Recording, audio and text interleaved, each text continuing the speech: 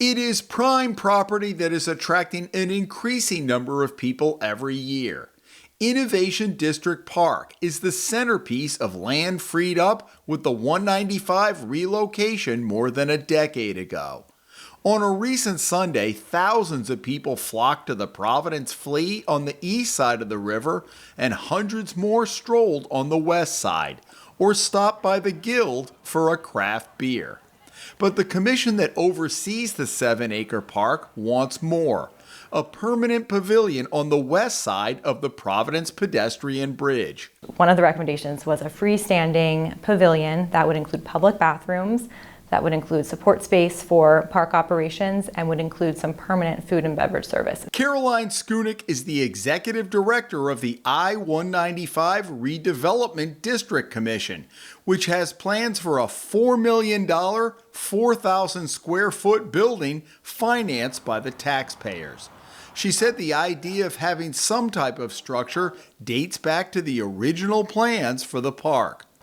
It's the scope of the food and beverage service, though, which includes an indoor sit-down restaurant operating year-round, that has brought a swift reaction from some nearby restaurants when word of the project began to spread earlier this year. It's definitely not a 4,000 square foot restaurant. Okay. And I think that has been a little misleading to people. Well, let's clear it up. Yeah, so it's that the building is approximately 4,000 square feet, but it has, the bathrooms are bigger than you would need just for a restaurant because they're also serving the park.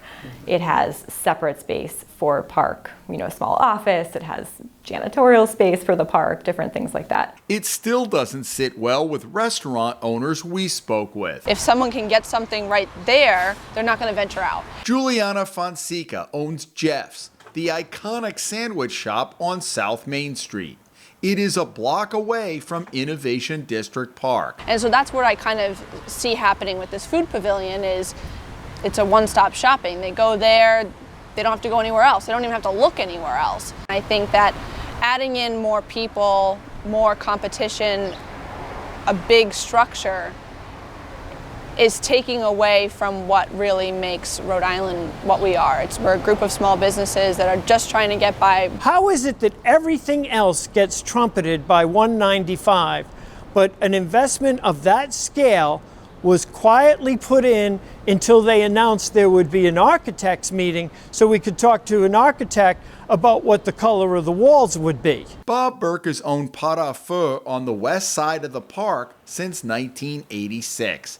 He takes issue with the state bringing in a private entity that he says will cut into existing restaurants' bottom lines, rejecting a consultant's report that says the pavilion will complement nearby restaurants. He wrote what he was told to write. Any restaurant consultant in America would have immediately calculated that the market was already oversaturated and that there are already dozens of restaurants on Richmond.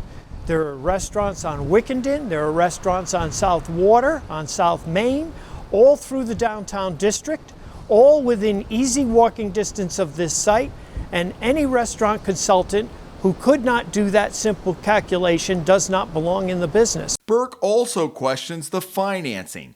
The pavilion is being funded by a $4 million open space bond passed by voters in a special election 16 months ago. This has all been dug out of hidden spaces. They hid this information deliberately. It has been, even in the referendum, they didn't talk about building a $4 million restaurant. They don't use the word restaurant anywhere in the referendum. Not every business, I would say, has this view, but there are businesses that we talk to that see this as something that will benefit their business as well. Skunik said the commission is working out the specifics of what the pavilion will look like and how much $4 million will buy in an increasingly expensive construction market. Overwhelmingly, the feedback is very positive about the project. Even the restaurants?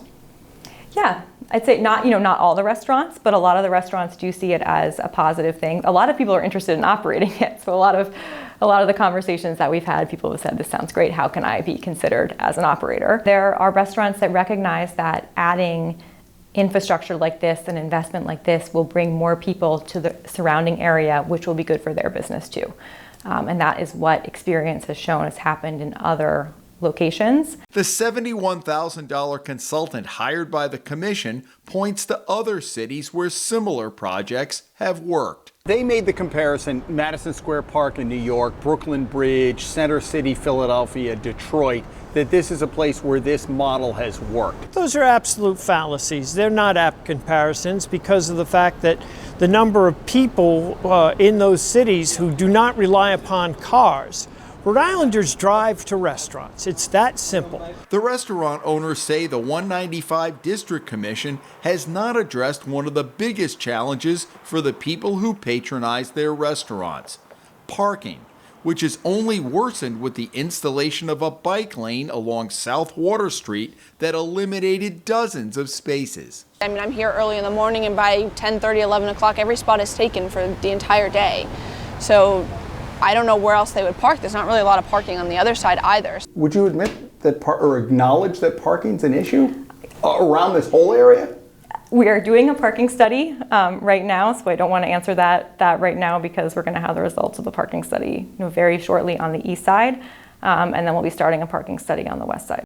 If you say to the average person, open space bond money, they say you spend the money on a park, green space, plantings, upkeep, all of what is involved in the park. Sharon Steele is the president of the Jewelry District Association and attends all of the 195 commission meetings.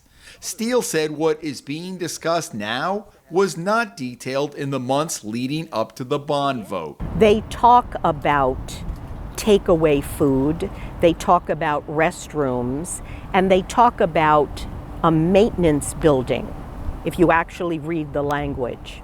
So, okay, they talk about that, but they sure don't talk about a 4,000 square foot bricks and mortar building and where it should be sited. Who comes to a park by foot or on bike